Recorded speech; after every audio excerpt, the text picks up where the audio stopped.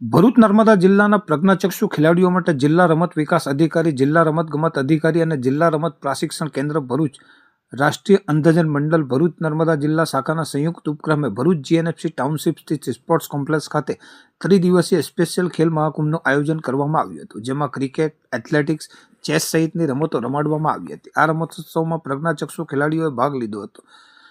આજરોજ યોજાયેલ ક્રિકેટ ટુર્નામેન્ટમાં પ્રજ્ઞાચક્ષુઓની ટીમે 4 ટીમોમાં 50 ખેલાડીઓએ ઉત્સાહભેર ભાગ લીધો હતો. સતત 5મી વખત ભરૂચમાં આ પ્રકારનું આયોજન થઈ રહ્યું છે. પ્રજ્ઞાચક્ષુ ખેલાડીઓના આત્મવિશ્વાસમાં રમતગમત દ્વારા વધારો થાય એ હેતુસર વિવિધ રમતોનું આયોજન કરવામાં આવતું હોય છે. જય ભારત. હું સુમૈયા પટેલ, રાષ્ટ્રીય અંધજન મંડળ ભરૂચ નર્મદા જિલ્લા શાખામાંથી વાત કરી રહી છું. આજે 4 ડિસેમ્બરના રોજ સ્પેશિયલ ખેલ મહાકુંભનું આયોજન કરવામાં આવેલ છે જેએનએફસી ગ્રાઉન્ડ ખાતે.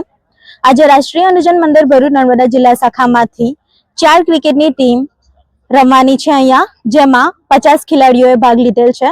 અને આવતીકાલ તારીખ 5 ડિસેમ્બરના રોજ ભરૂચ જિલ્લા માટે એથ્લેટિકની રમતનું આયોજન કરવામાં આવેલ છે, જેમાં 100 અંધ વ્યક્તિઓએ ભાગ લીધેલ છે. અને તારીખ 6 ડિસેમ્બર 2025ના દિવસે અહીંયા ચેસનું આયોજન કરવામાં આવેલ છે, જેમાં અંધ ભાઈ બહેનોએ 40 ખેલાડીઓએ ભાગ લીધેલ છે.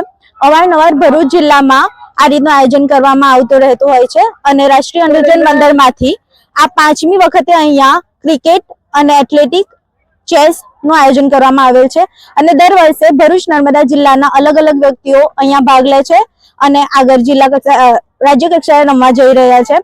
આમાં રાષ્ટ્રીય અંધજન મંડળ ભરૂચ નર્મદા જિલ્લા શાખાના પ્રમુખ શ્રી ખુમાનસિંહ વાસિયા સાહેબનો ખૂબ હાથ રહ્યો છે, જે અવારનવાર આવું આયોજન કરતા રહે છે અને સાથે સાથે ભરૂચ નર્મદા જિલ્લા શાખાના દિવ્યાંગ વ્યક્તિઓનું મનોબળ વધારે છે.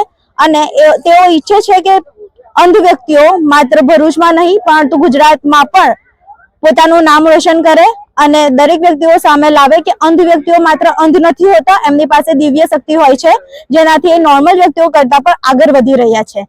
Thank you.